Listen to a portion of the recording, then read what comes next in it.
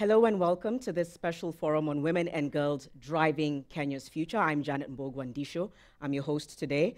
And now, over the past decade, Kenya has made significant progress in achieving gender parity in primary education. There's a lot more women literacy as well, but still there remains a lot to be done in ensuring that women and girls have a role, women in participation and decision-making processes, and girls still being able to access education and basic sanitation and needs. And so today we're going to be having a discussion that's going to bring together various individuals who are playing their part, of course, in trying to ensure that this gender gap is filled. I'd now like to introduce you to my panelists.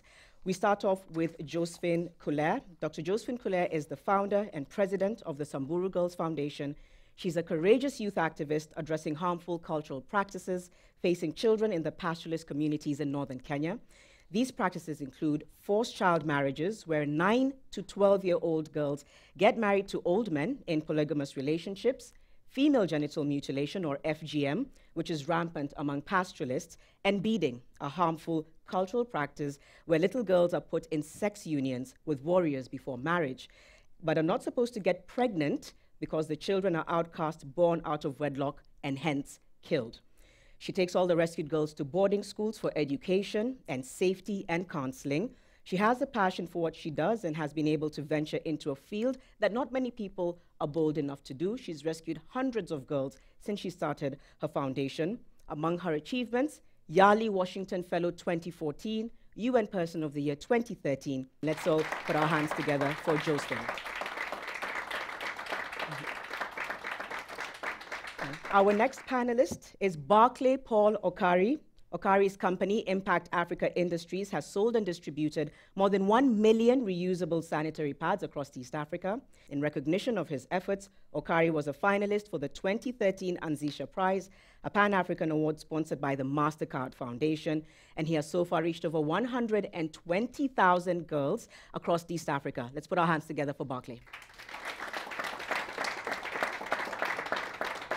Our third panelist is Judith Awigar. She is the co-founder of Akira Chicks, which is a not-for-profit organization that aims to inspire and develop a successful force of women in technology who will change Africa's future, who are, in fact, already doing that. She was also part of the panel that was with US President Barack Obama and President Uhuru Kenyatta during the Global Entrepreneurship Summit in Kenya. Let's welcome Judith.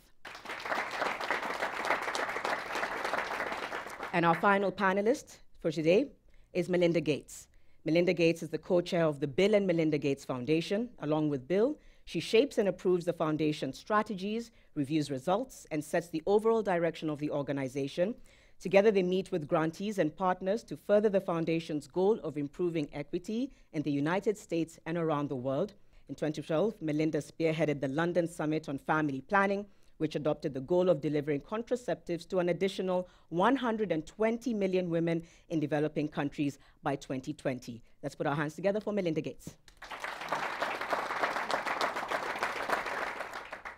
Before we begin our panel discussion, we'd now like to run a short video clip that shows girls from across different parts of Kenya sharing their hopes and dreams for the future, but also talking about some of their fears. Let's take a look.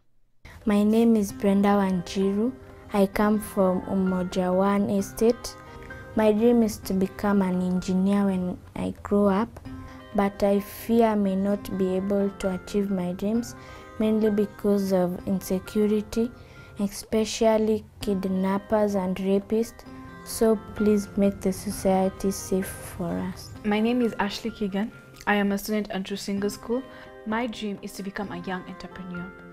However, I fear that my dream will not be achieved because of society looking down upon me due to my youngness and being unexposed. However, I feel that I am able enough to not only influence the social but also the economical nature of our country. My name is Glory Pauline from Karapul village in Siaya County. I would like to be a lawyer after I finish my education. Other children's dreams may not be achieved due to stigmatization, especially those who are HIV positive. They are stigmatized both at school and at home. Let us stop stigmatization and help them achieve their dreams. I'm Doris Kamene from Machakos County. I have a dream to be a pilot in future, but there are challenges that girls face in order to achieve their dreams. One of them is early pregnancies, thus leading to sexually transmitted infections. Some of them die when giving birth, and others are even discriminated by the society, thus leading to them not achieving their dreams. My name is Patricia Kamene from Kangundo DEB Primary School and visually impaired. My dream is to become a lawyer when I finish my education, but I fear I may not achieve this because of neglect and discrimination in the society. Yet, disability is not inability. My name is Maureen Moringe from Nyeri County. My dream is to become a lawyer, but I fear that child labor will hinder me and other girls from achieving our goals. Please help us achieve our goals by stopping child labor. My name is Elizabeth Adhiambo from Siaya Central Primary School in Siaya County. When I finish my school, I'd like to be a doctor, but I fear I won't achieve my dreams due to prejudice that I am a girl. Should a girl not have big dreams? My name is Lesham Tangoi Maina from Nyeri Primary School in Nyeri County. I'm a candidate, and my dream is to be a lawyer. The challenge that I and other girls face is lack of guidance and counseling. The teachers are so busy in books, and at home, our parents are too busy to talk to us. I don't want to get into the world blindly. I need someone to talk to me. Please talk to us. My name is Janet Sankaire from Ibisil Girls Secondary School in Kajiado. My dream is to become an accountant. Lakini shida nyingi ambayo tunaface kama wasichana wa Kimasai ni upashaji wa tohara ambayo inaleta kifo, ambayo inakunyima ufike lengo yako maishani. Those are the voices of just a few girls representing the voices of girls across Kenya. We've seen them come from different counties, Nyeri, Siaya, Nairobi as well. And maybe just starting off, I could talk to Josephine just based on the video you watched and even the work you do in terms of rescuing girls from early marriage. First of all, how many girls are affected by early marriage in Kenya? I know you focus on Samburu. Do you have a picture or scope of how many girls are affected in Kenya? I don't have the figures for Kenya, but I would say Samburu is like 80% as a community, and not just Samburu, but most of the pastoralist communities, because most of these girls, as we've seen some of them say on the video, in our communities we value the boy child, and of course girls are supposed to stay home, do the chores, help the mothers out and the fathers because they are meant for marriage. So that's those are some of the issues that are blocking our girls from going to schools. And of course the child marriages, it's the biggest challenge, because if this girl is not going to school, the only other option is for her to fetch the wealth for the family through the marriages. Yeah, so it's a rampant, and it goes hand in hand with FGM, the female genital mutilation. If you look at Samburu, our girls are cut on the day of the wedding. So that becomes another bigger challenge, because the 80% girls getting married are also being cut. So it's a double tragedy. Let's move to you, Barclay. You saw a need. You saw girls missing school because they didn't have access to sanitary towels. You created these reusable products. You've managed to reach thousands of girls as well. How have you seen that develop their communities in terms of them being able to have access to education and access to basic necessities as well? So what you do is check them, train them, and once they get a skill, then we put them into our system, and they help us in production. And also in distribution, our distribution is primarily through schools. Yeah. And what you've seen is an improvement in the academic performance. One of the biggest hindrances to these girls accessing the sanitary pads is cost. What we've done is we've broken it down, and they pay in installments of between 3 to 6 months. And once they do that, we do track their performance for 18 months after we start. Judith, what you do with technology it's great. You saw an opportunity to impact and empower vulnerable girls in Kenya through the use of technology. What have you seen that do for them in terms of maybe not just opening their minds, but just being able to put them to have the same opportunities as other girls as well? What we have seen is after the training program, they have confidence enough to go for interviews, to get jobs. They see themselves as part of the solution, and that's really what we want them to be. We want them to use technology to create solutions in their communities. one of the things we do as we take them through the training program is we tell them to identify a problem that's happening in their community and find a way that technology can solve that problem. So our goal is really to build more women who can create solutions for their communities. Because you see that direct link between technology actually solving issues in the community. Melinda, maybe I can ask you, why is gender equality so important? Well, because an empowered girl or a woman transforms your society. And so McKinsey just did a global study to say what impact could it make to empower women and girls. And what they found is that if you brought women into the workforce at the same rate as men, we would increase the global GDP by $12 billion. That's the power of women. And so we know that if you invest in a girl or a woman, if you empower her, she empowers everybody around her. So when I think about women's empowerment, I think of it as making sure that they have their health, that they can take a decision, and that quite often means making sure they're educated, and then making sure they have economic opportunity. If you get those three things working, you start this virtuous cycle, and she is invested in herself, but then she invests in her entire family. And even in Kenya, we know that every additional Kenyan shilling that a woman gets in her hands, she's 90% likely to put it back in her family. So that's how she transforms her family and then transforms society. Okay, before I go to the other panelists, just based on that, you've talked about the data gap previously. Could you tell us what that is and also why it's so important with regards to women and girls driving the future? Sure. Well, data makes, I say that data makes the invisible visible. So we know in the global community that what we measure is what we invest in. So if we don't measure what's going on for women and girls, we don't make the right investments to help unlock their full potential and to help them thrive. And so a perfect example is today, if you go out and look at the household surveys, when the surveys are done, they first ask a man about his economic income in the family, but then they never turn and ask the woman about her economic income. And yet she has income. And so we have so many of the surveys that are biased and don't look at women's issues. And yet, if we did the surveying right, we'd learn a lot about women's lives and where to put down key investments for them. Okay. As the man, the only man on our panel today, have to put you on the spot. We're talking about women and girls driving the future of Kenya. We've talked about technology, innovation, the data gap. Where then is the role and the voice of men in ensuring that women and girls drive Kenya's future? What are your thoughts on that? I think if you don't include men in that discussion, then this discussion doesn't make sense. Yeah. We work in communities. You have a platform called Womanhood, which is a tech service that does reproductive menstrual health education to girls in communities. And we started this because we go into communities to take just sanitary pads, but we are chased out because the men don't understand. They tell us, you're teaching our girls bad manners. So if you don't include them in that discussion, then it's a lost battle. We need men to come on board for them to understand the value of the girls' education, for them to understand the value that the women add to in terms of economics to that home, so that they are able to appreciate them more and support them in a way that then the whole society then becomes involved. And Josephine, obviously you can comment on that. We are looking at, again, reining in women and girls, encouraging them to be at the decision-making table, participation. How then do you navigate those challenges in A, trying to ensure that girls are equally as empowered, and B, as Barclay said, trying to get men and boys involved in protecting the girl child? Yeah, so we closely work with the men too, and what we've been doing is when we do the community meetings, we create awareness. After we rescue the girls, we have a reconciliation program. We talk to the parents and ensure that the girl can safely go back home.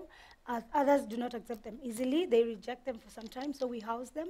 But then we continue the community civic education, where we bring in even lawyers to teach on the Constitution, the child rights, because the communities are ignorant. And as we all know, in some of our communities, our male are the the single decision makers, and some of these things, like the community forums we don't even combine them, because women are not allowed to speak in a meeting where the men are. So we separate them, and we do male meetings, women meetings, the girls meeting, Moran's meeting, and we get to get their views.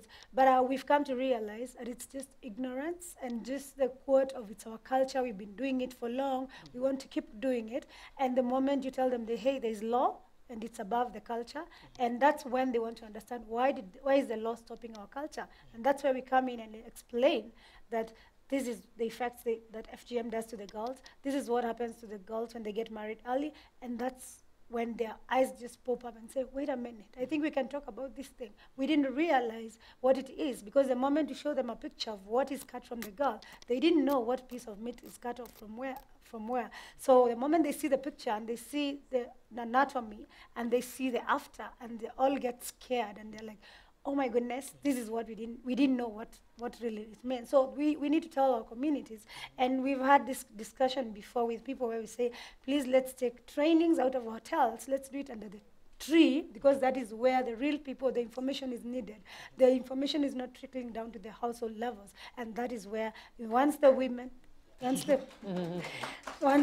get to know their rights, and also the men realize that they're harming the women, that is when things start changing. Okay, and obviously what you're doing is very bold. I think I'll just shoot another question for you very quickly. Have you gotten any support personally? It's a bold move what you're doing in a culture that is known to historically support child marriage, FGM. Are you getting the support you need? Are you still facing a lot of resistance, and how are you breaking those barriers? So the support we are getting right now is not the one that we really need. But the challenges we've had, as you've said, is the resistance. But with the kind of civic education we've been creating down to the tree, under the tree level, that's what we call it now, is really gaining the momentum. And unfortunately, it's the elites, the few men and women who've gone to school in our communities are the ones who are resisting more than those in the village who've never been to school. The ones who've never been to school are accepting, and they're listening, and they're looking for solution, discussing about it. But those who've gone to school are the ones bashing us on Facebook and social media and saying we are talking ill of our culture. But then I think it's also just a matter of ignorance, because I think these subjects are not also taught in class, because there's no class you go and learn about FGM or all these issues. It's all about interest and getting to know what can be done to make a difference. All right. Judith, quickly to you. Is technology still being undermined in your opinion, in terms of using that as a tool to engage young people, young women, young girls in doing more in the community or in society? Do you still feel like there's a misconception with regards to what technology can do in that space? I think there is increasing awareness of the power of technology. And now the question is, can people actually harness this power? And I think that's where there is a lack of awareness and knowledge of how to harness this power. And I think the best way we can do that is by training more people who understand and who can create technology. One of the things I strongly believe in is that creators of technology actually influence how it can be used. And that's why I believe that we need to have more women in creating technology, because women have an ability to see problems that have been overlooked, and therefore they can actually develop solutions for those problems. All right, and of course making it more accessible. Exactly. Melinda, little acknowledgement, and I think this is something that you're passionate about, is given to women who commit a lot of their time working from the home, for instance. So tell us why you think it's important for this recognition to be given to those women who basically work from the home, and how we can go about doing it, and explain exactly how that would work. So around the world, women do what we call unpaid labor, and our economies are built on the back of this unpaid labor. And to me, it's one of those root causes of inequity. And so what I mean by unpaid labor is some of the care they want to do, caring for the children, caring for the elderly, but many things like collecting firewood, getting water, cooking all day, cleaning the dishes, doing the laundry. In countries all over the world, there's a difference between what men and women do. In my country, there's a 90-minute gap every day between how much unpaid labor a man does and what a woman does. In other countries around the world, it's 5 hours difference between what a man does and a woman does. And so it's one of those root inequities that if we don't measure women's unpaid labor, what happens is it keeps them out of the workforce. If they have to do all these things at home all day long, they don't get to work. And this just came home to roost for me about 3 years ago. I was staying in a Maasai community, actually in Tanzania. And I was helping the mom and her oldest daughter around the house. And my oldest daughter, who was 17 at the time, was with me. And we chopped firewood, we cooked, we carried water, it's all fine. But at night, the oldest girl in the family, her name was Grace, she had a twin brother. And at night, I was still out at 10:30 at night under the moonlight doing dishes with Grace. And when my daughter came out of our little hut with a headlamp, Grace had been very, very shy the whole trip we were there. Grace came right up to my daughter and she said, "When you leave, can I have your headlamp?" And my daughter said, "Of course you can, of course, why?" And Grace said, "Because my brother passed his first round of exams and I didn't, because I don't finish my chores till 11 at night and there's no light in my community for me to study under." Yeah. And the whole family was worried about whether Grace would pass into secondary school. But all that unpaid labor, her only time to study was very late at night. Mm-hmm. So that's the kind of unpaid labor we need to look at, and we need to recognize it, call it what it is, which is work. We need to do things to reduce it, which is get energy out, for instance, in many of these villages. But even in my country, where we have energy readily available, we don't redistribute the workload. Mm-hmm. And we need to do that and have that conversation between men and women so women can go out and work in the workforce if they want to and get educated. It's very interesting drawing that linkage. I think it's something that not a lot of people have thought about. And the solution to energy, I think, just brings it all home. In a few moments, we're actually going to open up the floor for any of you to ask questions to our panelists. We hope to get as many questions as we can within the time frame that we do. So just stand by and we'll be right back after this short break.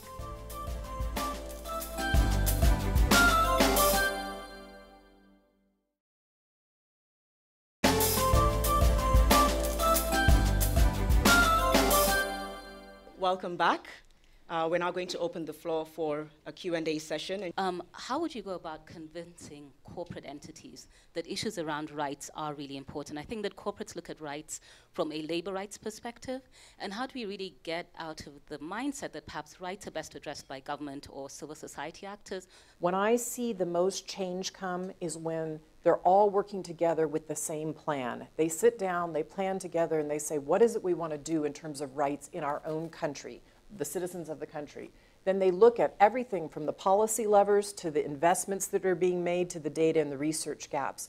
And quite honestly, when it comes to many of these issues, if you want to make a cultural change around rights or something like FGM, it takes the entire community coming together and making transparent what's truly going on and making a public commitment. You put the right policy and laws in place, and then you get the community, and you do this deep level engagement and training around rights, human rights. And if you start with human rights for men and women and girls and boys, you end up at a very different place. Because once you have the rights conversation, then women start to say to themselves, it's my right not to have these things done with me. It's my right to say in my own home or in my community that I deserve something different, or I deserve something different from my government. So I think if you bring all those actors together, you end up in the end creating the biggest change. I looked just before we came to the session at the Open Governance Partnership Action Plan for Kenya, and it's in a draft form. And there's absolutely no word of gender, women, or girls in that plan. Now, it's still in draft, so there's still a bit of space, I think, for somebody to take it on.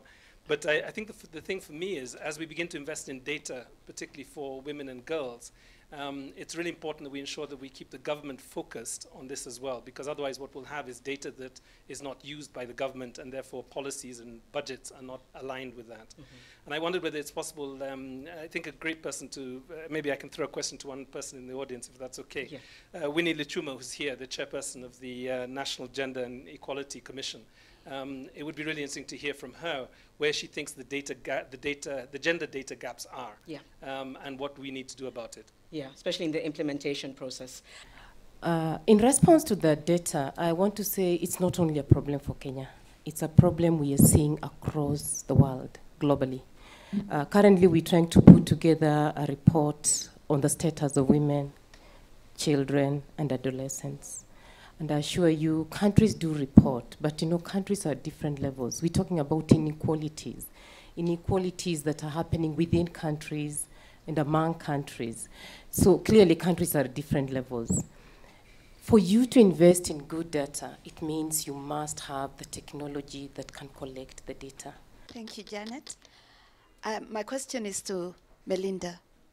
I've been researching a lot on you because you impressed me as a person because of your passion for women. And I want to talk about family planning. When we look at our girls and women in particular, one of the hindrances why women cannot improve their lives is because of getting, married early, getting children, and not knowing about their reproductive health and not knowing about their bodies. You find that most of the girls who are between 18 and 25 years of age, most of them, like in the universities, they take the morning after pill as a means of family planning. Basically because they have no interest in knowing what that pill does to their body, but they know that their parents say no children. So I'm wondering, what does your foundation do about, I know you're doing a lot on family planning, but can you integrate family planning with women economic empowerment so that you can provide things like seed money to women who are maybe married early, even scholarships for women who dropped out of school to go back to school, and such, you know? Thank you for this question, because this is exactly why I'm in Kenya. I'm part of a global movement to try and really get contraceptives out to women and girls. And Kenya set its own goal of getting modern contraceptive prevalence up to 56%. And in fact, they've exceeded the goal. They're at 58%. That's the good news. On the other side is the data. And one of the reasons I was in Kenya is to go out and look at what can we do with data. We've been involved in a project that we've sponsored that we're sending young women out in the community. It's not very expensive, you use smartphones. And these enumerators, these women, are going out into women's households and in private interviewing them about what they've learned about contraceptives, where they went, what they were counseled to get, making sure it's voluntary. And it's so interesting because just by asking the women the question, you start to empower them. Because they also start to ask, well, are there other methods? What else? And the women can show them on their cell phone other methods. So if they go into the health center, they will say to the health center, well, how come you're not offering me this other method of contraceptives? I want a longer acting contraceptive. The reason I'm so interested in contraceptives around the world is 220 million women are telling us they want them. And the reason they want them is they want to have healthy timing and spacing of their children, because they know if they can space them 3 years, they're more likely to survive the childbirth, and the children are more likely to survive, and they're more likely to be able to educate those children and get them out into the community and working. And by giving women access to voluntary contraceptives, you ultimately empower them and you lift up the whole economy. Okay, Judith, before we get a final question, you probably also deal a lot with these young girls. Yes. Does the issue of reproductive health ever come up? If you're dealing with women at any reproductive age, you need to address issues of reproductive health. So one of the things we do, the first thing we started doing was we started giving them sanitary towels, because even the girls who come to our training school, some of them cannot even afford to buy those sanitary towels. So we started giving them. At least that will reduce one of the many challenges they have. And then we also started teaching them about contraceptives and sexual and reproductive health and how to take care of themselves. One of the reasons why we did that is because sometimes even if a girl got pregnant, their first reaction to that process, one, would be to hide it, and then two, they would think that they would drop out. And some of them actually dropped out because they felt like that is the automatic thing, like I can't have my baby and go to school. But what we have started doing is we encourage the girls to actually stay in class if they get pregnant, and even they can go give birth and come back to class, so that they don't see that them getting pregnant is a hindrance to their education. But also just to prevent these early pregnancies, we also have trainers who teach them on contraceptives, how to deal in relationships, how to negotiate things in relationships. So we have seen that it's actually very important. And I think one of the interesting things about the data and what it's showing us is even though Kenya's gotten this very high modern contraceptive prevalence rate, 58%, there are huge gaps. There are some places where it's 70%, and then there are many places in the north and the northeast where it's 7% for exactly these cultural regions that she's talking about. And so because of the data, and because it comes now every 6 months, they can go and know exactly where to go and focus and to start to look at what other cultural things have happened in the regions that have gotten it up to 70%. And particularly because the health system, the devolution of the government, which is a goal of Kenya's, those specific regions now need to be invested in if you're going to get the right cultural changes that are needed, and then you can start to help empower people there. Okay, from that. My question is, how much are we really giving to the women? How much are we pumping in to ensure that women get economic empowerment? How much are we giving in to women to ensure that they are safe? I've realized that many of the organizations don't give a lot of money to the women-friendly organization. Many of the groups that get money are either not very friendly to women. So you realize that when you go to northern Kenya, upper eastern part of Samburu, I'm happy that Josephine is one of the person who is pushing this. But I think funding allocated to women empowerment and also serious intensive civic education on issues that are affecting women are very limited. So I think maybe we need to focus in terms of ensuring that the policies and also the legislation are implemented than, for example, passing and just having them without funding. Can I maybe invite you to answer as you also sort of give your closing remarks just based on the way forward for women in Kenya? If there's a way that people focusing on reproductive health, like Melinda and others, could have these services reaching out to the women so that the women don't go for them at the hospital, because that is where the issue is. Because most women are not even allowed culturally to go to hospital to access some of these products. So I think if there's a way that the women can be brought the services right in the village, in your house, and have these people, easy access to these services, I think that will bring much of the service to the women, and that will reduce the trauma, the distances to these facilities for these services, and that will make more women reach out. And Madam Tia, on the issue of funding, thank you for raising it up. It's really a big issue. And so many times noise is made up here. And when I say up here, I mean at the international levels and national levels. But at the grassroots levels, as I said again, where the issues are, the people who are suffering are not accessing the resources.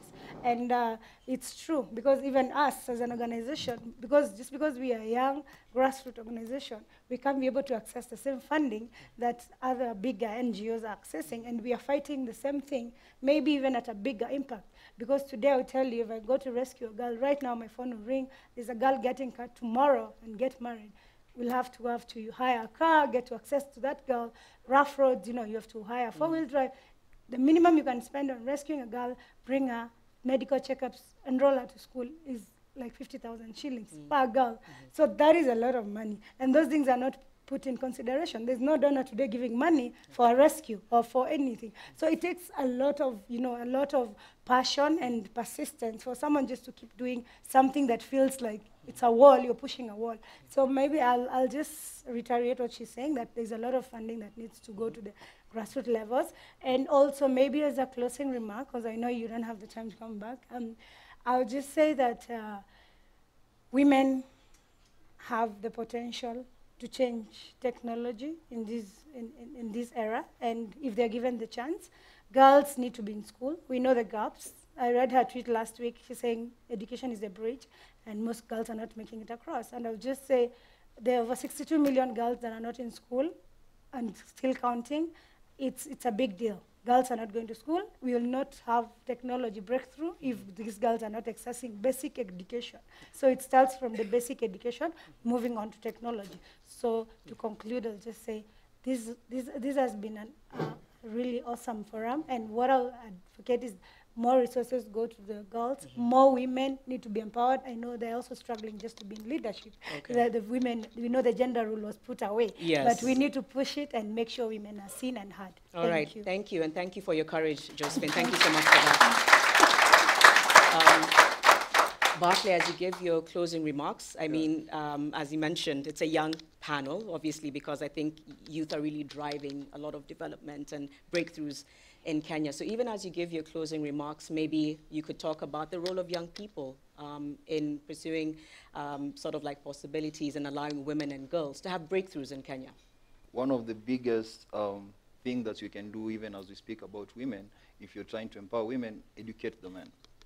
if you don't educate them, ultimately, the ladies live in a very subdued kind of way. So if you go to up country, the ladies to be seen, not to be heard. So once the men are empowered or educated in a way to understand that this also affects them positively, then they'll be able to embrace it, and we'll have a more 360 kind of approach rather than just talking women and then secluding the men who are part of that ecosystem. All right. Barclay Paul Okari, thank you so much, and thank you for your contributions. Judith. I'm just going to reiterate what they've said. I think it's very important for girls and young women to be educated.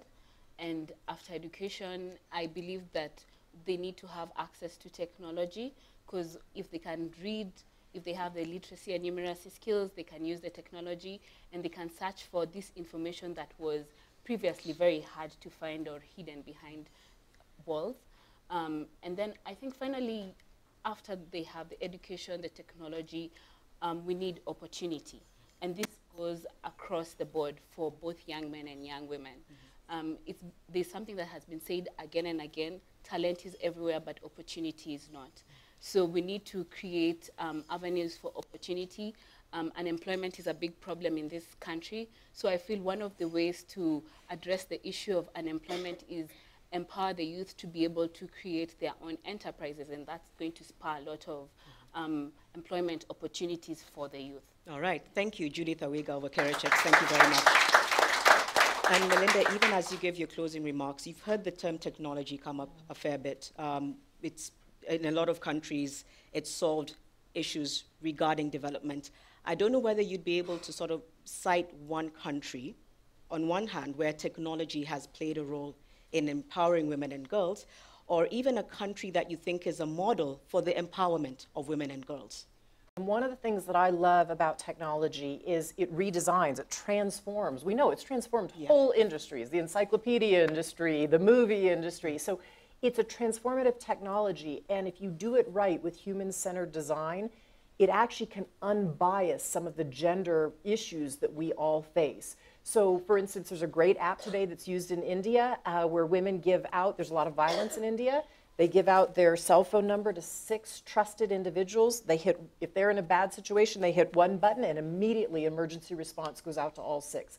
That's just one example. I could give you about 50. And so I completely agree, having young men and women, because they're the ones with the fresh ideas. And when I come to Kenya, I mean, there's so many places that would love to have the Silicon Savannah that's going on here, and the ingenuity that's here. And so unlocking that potential, having men and women and boys and girls say, what are we going to do with our technology sector? How are we going to invest in young people? How are we going to invest in women and girls as men and women? Because those are the things that will transform society. And to me, Kenya can be a model for East Africa, and I see a lot of things starting to go right that I'd love to see in other parts of Africa. So it's a very vibrant place with a fantastic future. All right, Melinda Gates, thank you so much for your contributions as well. And that's about all the time we have in this forum. Certainly a conversation that could go on and on, but we are out of time completely. We thank you so much, all of you, for taking part here. And for you who's watching as well, thank you so much for that, and we'll see you soon.